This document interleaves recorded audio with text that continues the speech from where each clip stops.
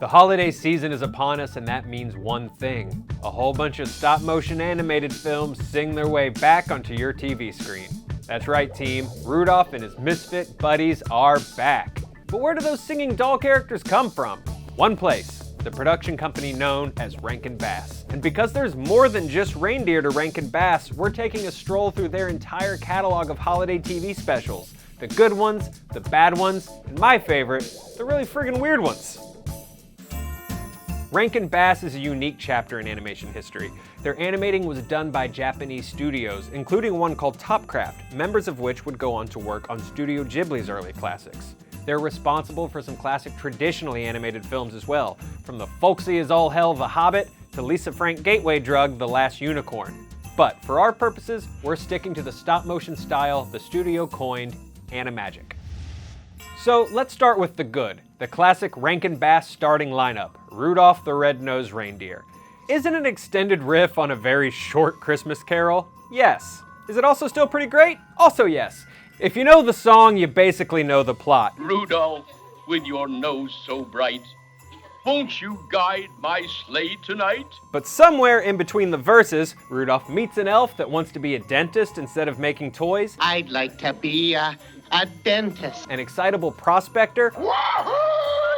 He encounters a snowman that's not as abominable as he looks and travels to an aisle of misfit toys protected by a winged lion named King Moonracer. And guys, this one's just in the good category. We haven't touched on the weird stuff yet.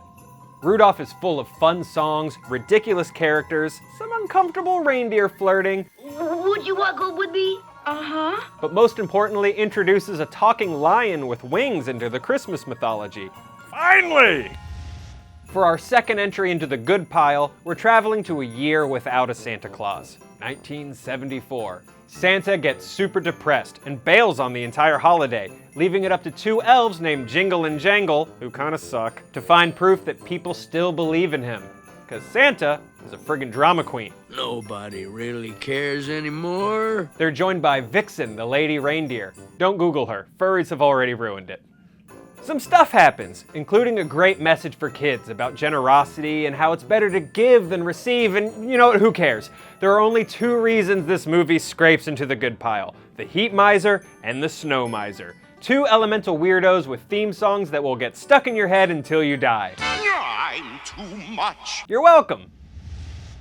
Okay, let's get to the bad. You know who needed a sequel? Rudolph. And you know what holiday needed a boost? New Year's! Enter Rudolph's Shiny New Year, in which Father Time asks Santa to help find the baby New Year, or time will stop forever or something. Anyway, there's an evil vulture that wants time to stop so he can live forever, and the baby New Year ran away because his ears are too big or something. So Rudolph heads for the archipelago of last year's, which I guess is due south of the Isle of the Misfit Toys. He hangs out with an army clock, a camel, and a caveman, and I think they meet Ben Franklin? Yeah, you heard me, Ben Franklin, I read that right. Anyway, Rudolph finds the baby and explains to him that it's okay that people laugh at his ears, as long as it makes them feel good. Those ears of yours, they make folks happy.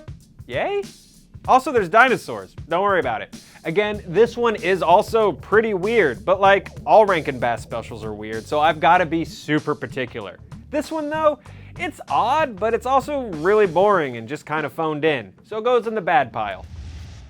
Okay, let's get into the truly weird, you guys. In 1979, the boys at RB decided Rudolph was played out and went all in on Jack Frost. Jack Frost is fun because it's like the writers really missed working on that Hobbit movie, but were also required to do another holiday thing, so they just cranked the weird fantasy stuff up to 11. So strap in, because very few of the words I'm about to say make any sense together. But that's the magic of Rankin Bass. Aren't you in love with anybody yet? Only Jack Frost. Jack Frost turns into a human to prove that Eliza, the human he's got a mad crush on, will love him, even if he's not a sprite. Now, a sprite is just like a fairy, except they're endorsed by NBA players. Care for a sprite? But she gets kidnapped by the Cossack of Miserable Mountain and his horse Clang Stomper. Clang Stomper. It took a cocky dude in the writer's room to throw that name down. Eliza gets rescued by Sir Ravenel, the dude she's into instead of Jack, and the Cossack announces he's going to send a legion of his Knights in retaliation. So like, Jack turns back into an elemental and blizzards the hell out of them. What's a Knight? I don't know. Why aren't they just called knights? Stop asking questions. What does Jack get for his trouble? Eliza marries Ravenel, so he just gives up. Yeah, winter's a sad holiday, y'all. Seasonal depression is real. Anyway, this is a pretty fun, weird, depressing movie. The visuals are super out there, and that's saying something for this company. I can't legally suggest that you get high to watch this one. Legally, I can't do it. But there's one movie that blows Frost out of the sky for weirdness. It's my favorite holiday thing, and it's the reason I pitched this video. I just wanted to talk about the life and adventures of Santa Claus. Everyone needs an origin, and by 1985, Rankin Bass needed ideas. So they turned to L. Frank Baum's children's book of how Santa became an immortal and adapted it. Somewhere deep in the forest, the Great Ack gathers together the leaders of the immortals, and I'm just gonna pause this right there because I just said the words Great Ack. I'll let the rest of the group speak for itself. The queen of the water spirits, the lord of the sleep phase, the protector of the nooks. The protector of the nooks!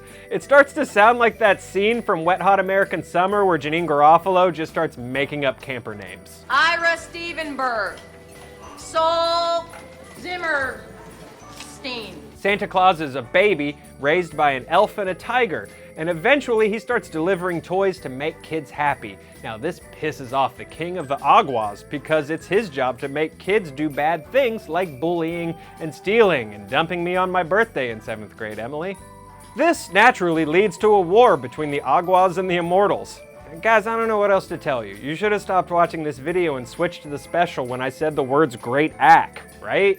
I mean, this movie's bonkers. For the longest time in the days before YouTube, I thought I had made it up and was a crazy person because no one had seen it. But it turns out I didn't make it up, which means I'm not crazy. So there you have it, the good, the bad, and the weird of Rankin Bass. You owe it to yourself to watch all this stuff. And you might as well, because how many times can you really watch the Christmas Story Marathon? You'll shoot your eye out, we get it. Guys, that's nothing compared to a war with the Aguas. Now, we are barely scratching the surface of the Rankin Bass catalog. Which ones are your favorites? Nestor the Long-Eared Christmas Donkey? The Leprechaun's Christmas Gold? What am I saying? Let us know in the comments. Happy holidays, y'all.